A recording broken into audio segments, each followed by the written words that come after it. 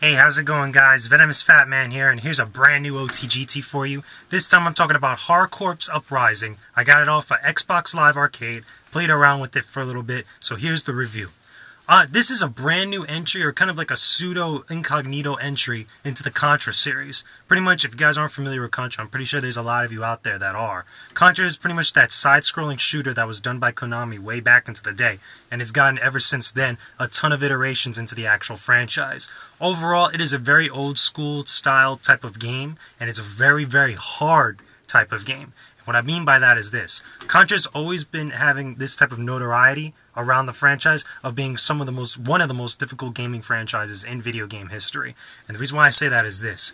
This game, even in its kind of, more kind of anime-ish type of take on the actual franchise, it still maintains that level of difficulty where you have to use a lot of old school strategies based on the 2D like shooters that were in the original CONTRA games, like CONTRA, Super C, CONTRA, Corps.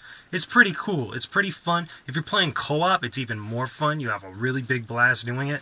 Some of the enemies in here are really interesting. CONTRA's always had some really creative enemies. They always have these like little kind of gimmicks to them and different types of ways and strategies you have to follow in order to take them down pretty much. I know CONTRA 4, right before this one, there was CONTRA 4, which has kind of like the very similar type of take on CONTRA. How, Corps Uprising is like. But CONTRA 4 maintains the original type of art style that the first couple CONTRA games originally had. This one is much more anime. It's hand-drawn. It looks beautiful in high definition.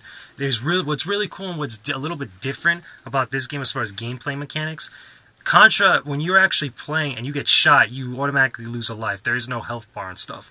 This game actually maintains a health bar where I believe you could get hit about 4 to 5 times, and every time you get hit, if you hold a specific type of weapon, you lose it, but you don't lose a life. But you could continue fighting like that. So it's a little bit kind of gives players a little extra edge in certain situations and stuff, but that in no way affects the amount of difficulty as far as like how the boss is and how some of the different enemies interact with the environment and you as well. Very, very, very hard game. Good luck trying this game solo because it is ridiculously hard. Even on some of the easier, I should say, difficulties, this game will really beat the crap out of you. But co-op is really where it's at. CONTRA's always been about 2 players, shooting up with each other. It's really, really cool playing this game with co-op. If you're running, pretty much I ran through most of the levels. I didn't actually get to finish the game because as you go further into the game, it gets ridiculously hard. There's some certain areas where you're going to be like, wow, how am I actually going to get through this? But overall, it is fun if you have a friend with you.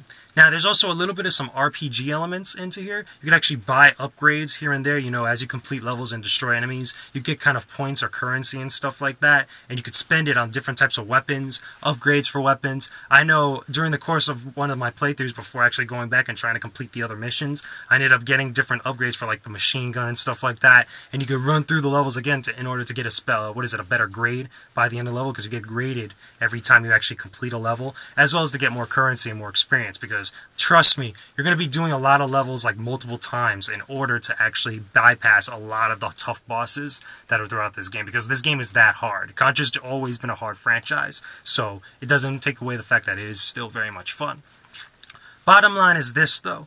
If you love 2D side-scrolling shooters, or if you like the old-school type of like shooting and traditional platformer like that, if you love the CONTRA series, or you really love a challenge in your games, this is definitely one you should definitely pick up. And if you could, definitely get a friend to actually play it with you over Xbox Live or local, because you could do either or.